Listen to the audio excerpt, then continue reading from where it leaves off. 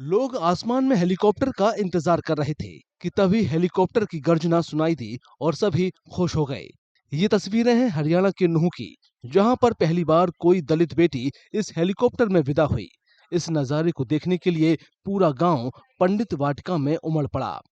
दुल्हन कोमल को ले जाने के लिए उसके ससुराल पक्ष के लोगों ने ही इस निजी हेलीकॉप्टर की पूरी व्यवस्था की थी।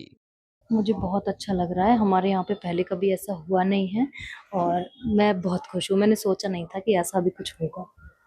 आपके पति की तमन्ना थी कि हेलीकॉप्टर में आपको लेकर जाएंगे। उनके आज इस सपने को आप कैसा देखती हैं तमन्ना? मैंने सोचा नहीं था कि कोई किसी के लिए इतना कर सकता है। बाकी मैं इसी शब्दों में कुछ बयान नहीं कर सकती और मैं खुश हूँ। बहुत ज़्यादा खुशी है मुझे इस बात की। बारात पलवल से नूह पहुंची थी। दूल्हे ने बताया कि उनका सपना था कि उनकी धर्मपत्नी हेलीकॉप्टर से अपने ससुराल पहुंचे। ये तमन्ना थी कि मैं अपनी वाइफ को डोली में हेलीकॉप्टर से लेके आऊं। और ये तमन्ना मेरी जब से एंगेजमेंट हुई थी, उसी दिन से मेरी ये तमन्ना मेरे दिल में आने लगी। तो किस तरह से बीवी कैसी है और क्या पढ़ी लिखी है, क्या कहना चाहिए? मेरी वाइफ एक पढ़ी लिखी हुई और सरकारी जॉब भी करती हैं।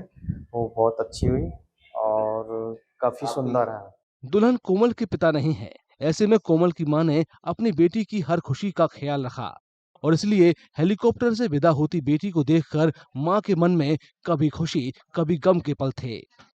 मैंने तो जी कभी नहीं सोचा था, क्योंकि हम मिडिल क्लास फैमिली से हैं। कभी नहीं सोचा था। बहुत खुश हूँ, बहुत ज़्यादा खुश हूँ।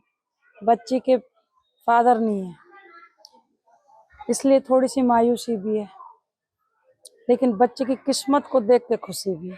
और जो बड़े भाई की जो तमन्ना थी, जो इच्छा थी, उस मेरी बेटी की शादी धूमधाम से हो, वो हमने की।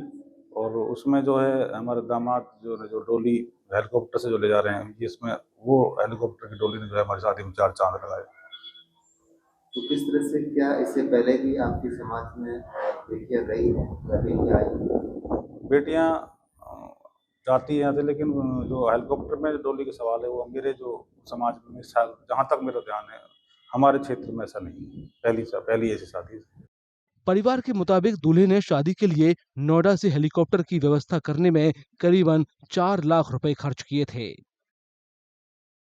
जैसे कि मैं सो रहा हूँ तो पिताजी को जगाना है मुझे, तो वो डायरेक्ट उठाने के बजाय, और हिंसा की परंपरा मेरे यहाँ नहीं थी सौभाग्य से, तो वो क्या करते थे कि उस कमरे में आ जाएंगे या बाहर से गुजरेंगे और चौपाई बोलेंगे, प्रात काल उठिके रघुनाथा मात पिता गुरु नावई माता। कभी कभी मैं गुस्से में उठ करके अरे पापा चरण स्पर्श किया और सो गया। मैंने कहा अब मत उठाना।